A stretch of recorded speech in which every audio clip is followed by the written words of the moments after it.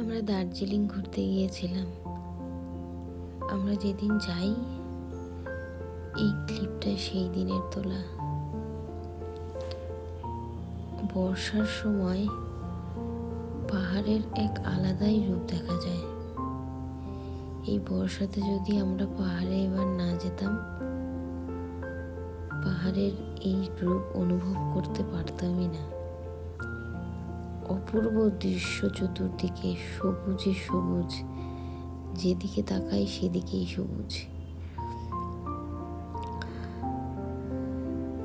মাঝ রাস্তায় আমরা এক হোটেলে দাঁড়াই।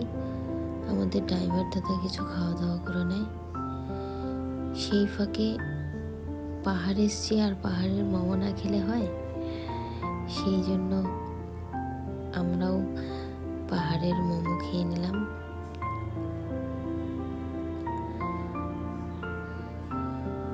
খাওয়া দাওয়া করে যাওয়ার পথে আবার এক জায়গায় আমরা একটু দাঁড়াই, কারণ সেখানে মেঘগুলো মনে হচ্ছে আমাদের মাথার উপর দিয়ে চলে যাচ্ছে,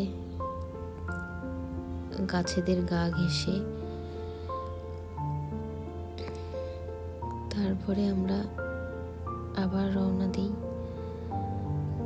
পরে এই যে আমরা দার্জিলিংয়ের মধ্যে ঢুকে গেছি, টয় ট্রেন।